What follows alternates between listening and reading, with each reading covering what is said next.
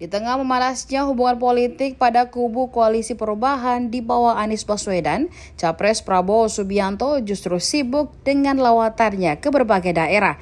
Seperti kali ini, Menhan RI itu tengah sibuk dengan perjalanan ke Atambua, Kabupaten Belu, Nusa Tenggara Timur.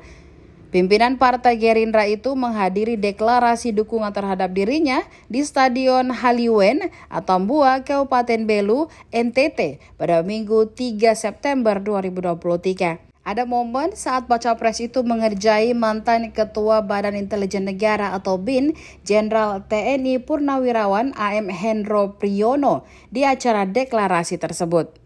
Pada momen itu, Prabowo tiba-tiba meminta Jenderal Bintang 3 itu untuk menyanyikan sebuah lagu. Merespon tantangan Prabowo, Hendro Priyono lantas mengatakan bahwa dirinya akan membawakan sebuah lagu soal kesetiaan. Kesetiaan yang dimaksud adalah kesetiaan terhadap negara Indonesia. Suasana terlihat hangat dan disambut riuh masyarakat yang hadir. Kapan lagi kita kerjain Jenderal Bintang 4, saudara? Hanya di Belo kita kerjain beliau. Setuju? Pak Hendro, rakyat mendaulat, Bapak nyanyi.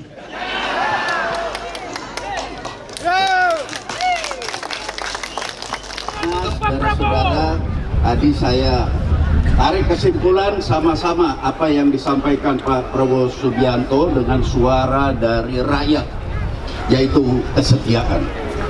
Saya akan nyanyi bersama-sama saudara-saudara. Lagunya adalah kesetiaan terhadap Indonesia. Saya akan nyanyi diriku ini tolong disambut Indonesia. Bangsaku ini Indonesia. Tanah airku Indonesia. Aku kan setia selamanya. Oke?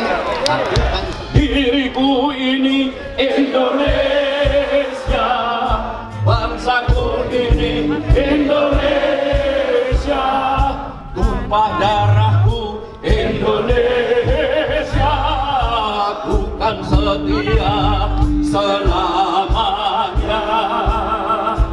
simbol kesetiaan kita adalah Pak Prabowo Subianto.